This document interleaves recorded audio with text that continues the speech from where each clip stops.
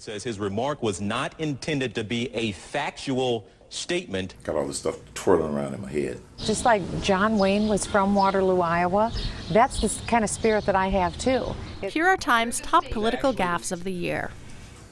Okay, Libya. Herman Cain's interview with the Milwaukee Journal-Sentinel offered a shining example of the presidential candidate's complete lack of interest in global affairs. President Obama supported the uprising, correct? I got to go back to see. Got all this stuff twirling around in my head. Political gaffes this year weren't restricted to revolutions overseas. At a March 12th rally in New Hampshire, Minnesota Rep. And GOP presidential candidate Michelle Bachmann got her colonial history a little muddled. You're the state where the shout was heard around the world at Lexington and Concord, and you put a marker in the ground. In fact, the first skirmishes of the Revolutionary War were in Massachusetts. Our founding fathers never meant for Washington, D.C.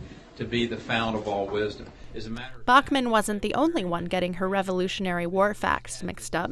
Here's Rick Perry after another bruising debate performance on October 11th. And it was actually the reason that we fought the revolution in the 16th century. The 1500s saw plenty of revolutions, but we're pretty sure Perry was referring to the American Revolution of the 18th century. Everybody goes to clinics. On April 8th, during a heated debate over federal funding for Planned Parenthood, Republican Senator John Kyle of Arizona did something not so unusual among politicians. He fudged a statistic. If you want an abortion, you go to Planned Parenthood, and that's well over 90% of what Planned Parenthood does. But in fact, it's not. According to Planned Parenthood, abortion accounts for around 3% of its activities. In a statement issued an hour later, his spokesperson made things much worse. Verbatim here, it says his remark was not intended to be a factual statement. When Herman Cain took on the abortion issue in an interview with Fox News, he didn't just mistake a mere fact, but displayed a brazen misunderstanding of the entire issue. If a woman is raped, she should not be allowed to end the pregnancy? That's her choice. That is not government's choice. Good. I support life from conception. So abortion should be legal? No, abortion should not be legal. Barack Obama must really miss the hopier, changier days of 2008.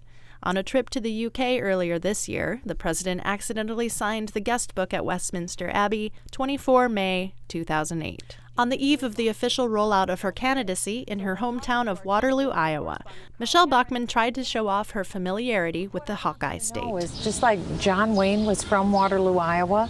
That's the kind of spirit that I have too. Iconic silver screen tough guy John Wayne is from Iowa, but it was actually another famous John Wayne who was born in Bachmann's native city, John Wayne Gacy, the serial rapist and murderer known as the Killer Clown.